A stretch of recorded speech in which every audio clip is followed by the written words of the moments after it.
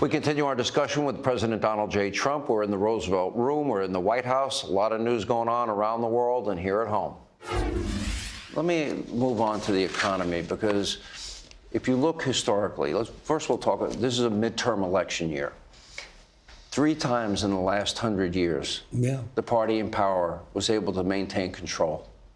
4 times in the last 150 years. You discussed this when you met with Republicans this past week.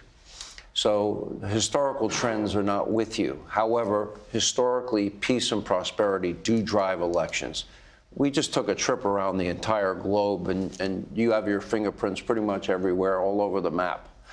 And we've done great everywhere. It's amazing. It's an amazing phenomena that on 2 or 3 occasions, I don't know, it depends on how far you want to go back, but if you go back a long way, the sitting president, whether it's Democrat or Republican, always loses the midterm, even if they've done well, almost always.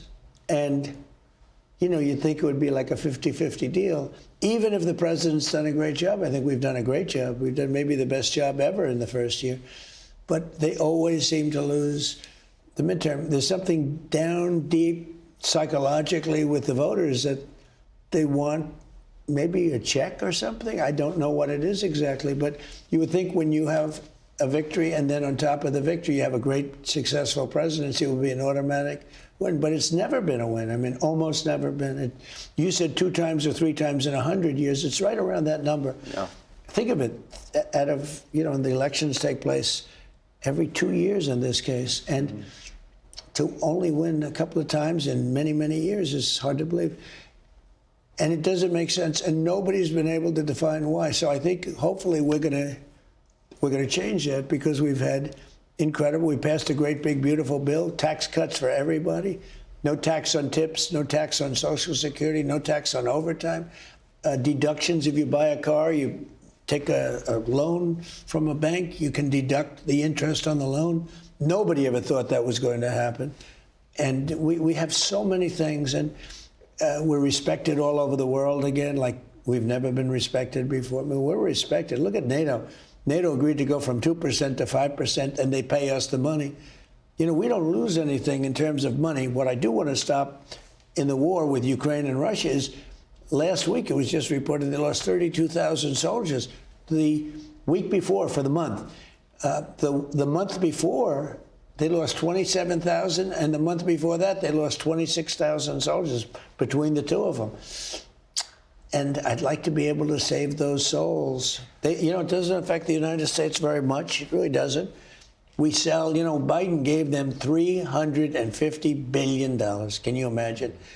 We didn't get any of it back, but I did. Actually, I made a deal for rare earth. I said, listen, if we go any further, we want rare earth. We want to get our money back. And I made a deal with Ukraine. It was a very fair deal where we get our money back.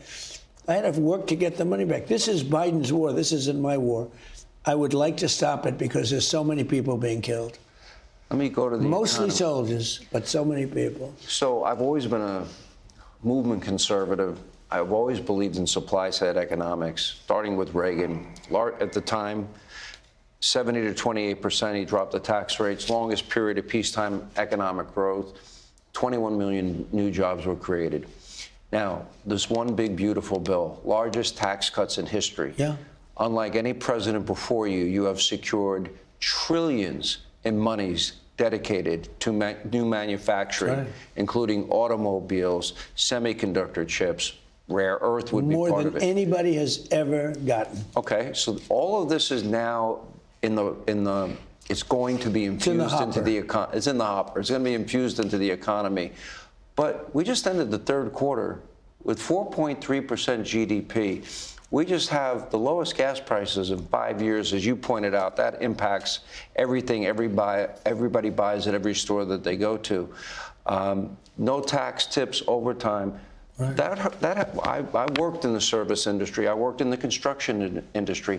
That helps workers. That helps families. Sure. Scott Besson said that people are going to feel it in their paycheck. They're feeling it at the pump. You look at all of this. You've created a little shy of 1 million new jobs already, And manufacturing that's jobs. after inheriting the economy. It's really not your economy for the first 6, 8 months. And they're private sector jobs. They're not government jobs. Don't forget, I could have the greatest numbers in history. All I have to do is hire a couple of million people, put them in government. That's what Biden did. He just put people in government. You had 10 people for one job. I did the opposite. I've trimmed down government. Any numbers that we have are with a very trimmed down government. I could come up with unemployment or employment numbers that are so good that like nobody's ever seen. Just say, fellas, hire 2 million people right now. But you can't make our country great that way. That's how you go into trouble. That's how you become Venezuela. A lot of people don't understand, in the big, beautiful bill is something known as 100% depreciation. Yeah. That is putting an accelerant 1 year on manufacturing. right? You can depreciate your entire investment if you're building, for example, a manufacturing facility. In 1 year. In 1 year. As opposed to 40 years. And it may not seem like a big deal, but for people that are struggling financially, to be able to deduct the interest on your call loan, that's So I had the most successful economy in the world in my first term. We did great. I think that was the single biggest. I had that, but that was for a much shorter period of time. It's not as good as this one. But that was the reason I believe that we were so successful. We had great jobs. We had great everything. We had the greatest economy. This economy will blow it away. I believe this economy is going to blow it away. But we have that, and now we have it for 10 years. Hey, Sean Hannity here. Hey, click here to subscribe to Fox News YouTube page and catch our hottest interviews and most compelling analysis. You will not get it anywhere else.